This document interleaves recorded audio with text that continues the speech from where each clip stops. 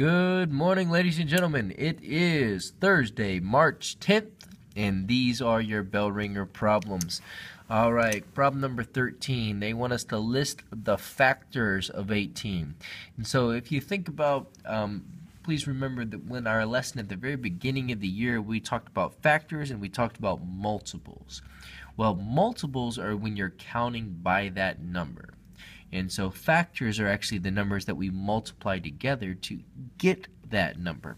And so our factors of 18. I have to think of what numbers can I multiply together. Well, I can multiply 1 and 18. I can multiply 2 times 9. I can multiply 3 times 6. I can't multiply 4 times anything. I cannot multiply 5 times anything, and now I'm at 6. So my factors of 18 are 1, 2, 3, 6, 9, and 18. Okay. Number 14.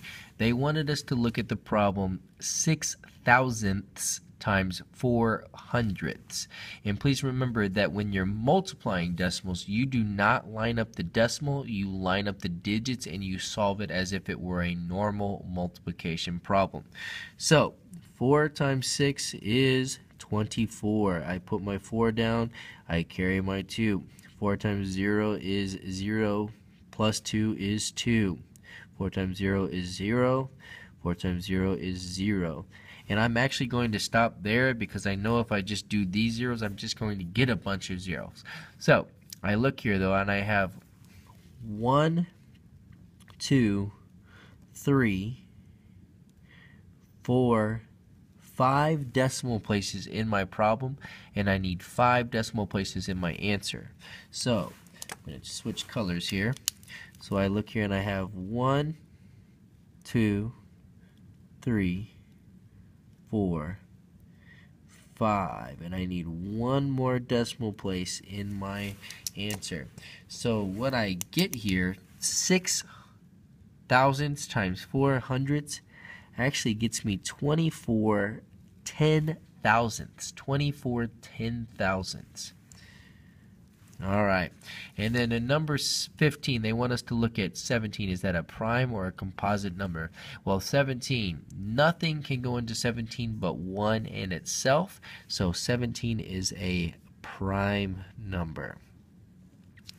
All right, and then number 16, they wanted us to write 9 and 4 thousandths as a decimal. Well, I wrote 9 and 4 thousandths as a fraction just so I could remember what we were trying to write.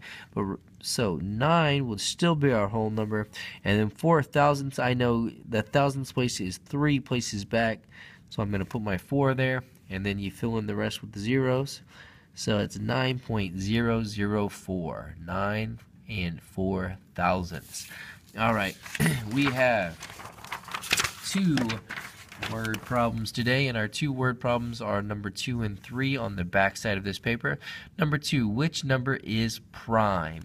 Well, I see here that I have 72. I know 72 is not prime because it's an even number, and all even numbers can be divided by 2, so that means that it can be divided by more than just 1 in itself.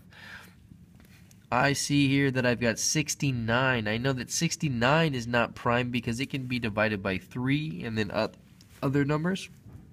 I know that 70 is not prime because 70 can be divided by 2, it can be divided by 5, it can be divided by 10, it can be divided by 7, multiple numbers. So that only leaves 71, and 71 is a prime number because 71 can only be divided by 1 and itself. All right, and then number 3, they switched it up on us and they say which is a composite number. And so I'm looking here, I know 17 can only be divided by 1 in itself, so that's prime. 19 can only be divided by 1 in itself, and that's prime.